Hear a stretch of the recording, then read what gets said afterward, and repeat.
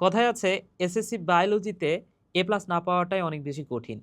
তোমার যদি বায়োলজিতে কিছুটা ধারণা থাকে, কনসেপ্টগুলো ঠিকঠাক মতো লিখে আসতে পারো, চিত্রটা আঁকাতে পারো, সেই ক্ষেত্রে কিন্তু বায়োলজিতে ভালো একটা নাম্বার ক্যারি করা যায়। আমার নিজের কথায় যদি বলি, এসএসসিতে আমার বায়োলজির অবস্থা কিন্তু সবচেয়ে বেশি খারাপ ছিল।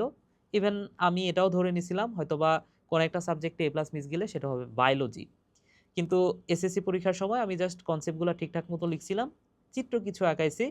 এর মাধ্যমে কিন্তু আমি প্রায় 90 প্লাস মার্ক ক্যারি করছি।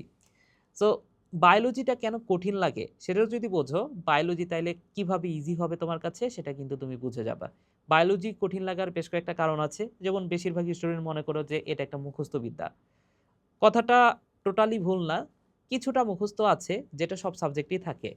তবে বায়োলজির ম্যাক্সিমাম টপিক হচ্ছে বোঝার বিষয়। তুমি যদি বুঝতে পারো ঠিকঠাক মতো সেক্ষেত্রে বায়োলজি তোমার কাছে ইজি লাগবে। এছাড়াও বায়োলজিতে বেশিরভাগ ওয়ার্ড কিন্তু তোমার বাংলা ভাষার কোনো ওয়ার্ড না। এটা ল্যাটিন বা গ্রিক ওয়ার্ড।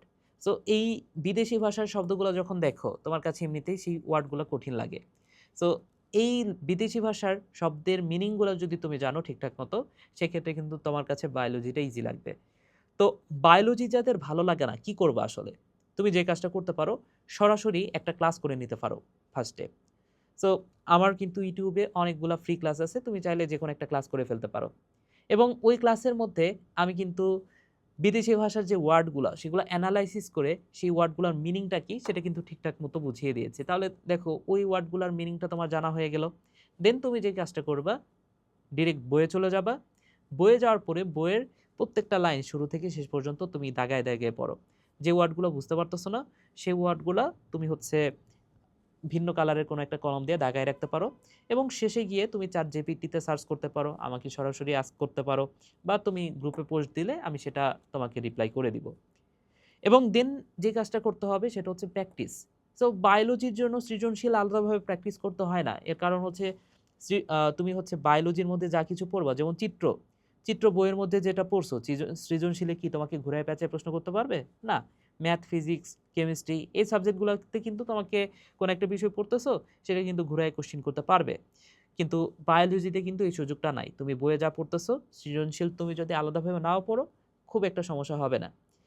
তোমার যে কাজটা করতে হবে, বেশি, বেশি এমসিকিউ প্র্যাকটিস করতে হবে। তো এর জন্য কিউএনএ পাবলিকেশনের যে এসএসসি বায়োলজি নোটস আছে, সেটা আমি খুঁজে, খুঁজে দেখতেছিলাম এবং এইখানে কিন্তু খুব সুন্দরভাবে বইটা সাজানো আছে। ফার্স্টে কিছু কনসেপ্ট দেয়া আছে।